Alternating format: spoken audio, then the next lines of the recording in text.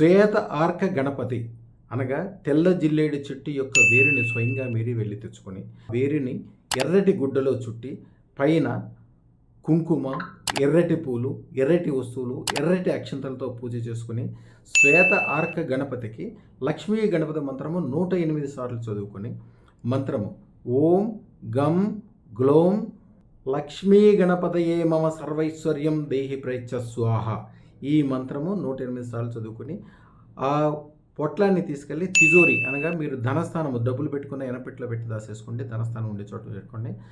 అక్కడ ఎప్పుడూ అనంతంగా డబ్బులు ఉంటాయి. మీ వ్యాపార వ్యవహారాలు ఎప్పుడూ అభివృద్ధి చెందుతూ ఉంటాయి.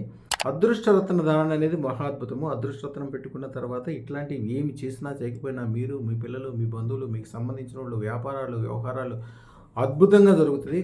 ఉత్తర భారతదేశంలో కొన్ని దేశంలో అయితే పెళ్ళిళ్ళు జరిగేటప్పుడు ఎంగేజ్మెంట్ రింగ్ల కింద అదృష్టరత్నం పెట్టిస్తారు. శ్వేత రత్నం అనేది ఈ రత్నం లేనిదే వాళ్ళు ఏమంటారంటే అక్కడ పంతుళ్ళు మెడలో బంగారం లేకపోయినా పర్లేదు, తాళిబొట్టు లేకపోయినా పర్లేదు, ఏ వివాహంలో అయితే అదృష్టరత్నం శుక్రశ్వేతరత్నం లేకుండా ఉంటుందో ఆ వివాహానికి ఏమాత్రం గ్యారంటీ ఉండదు. అది పెట్టుకున్న తర్వాత 1000 ఏళ్ల పాటు వాళ్ళ కుటుంబాలు అన్ని రకాలుగా బ్రహ్మాండంగా ఉంటాయి. ఆ కుటుంబం వెనక్కి తిరిగి చూసే సందర్భం ఆ జంట సుఖ సౌకర్య సంతోష ఆనందాలతో మునిగిపోయి ఉంటారని శాస్త్రం. శుభం భూయాత్. అదృష్టానికి ఐశ్వర్యానికి ఆహ్వానం పలిగేది అదృష్టరత్నం. దరిద్రాన్ని దూరం చేసేది అదృష్టరత్నం. తప్పకుండా ధరించండి.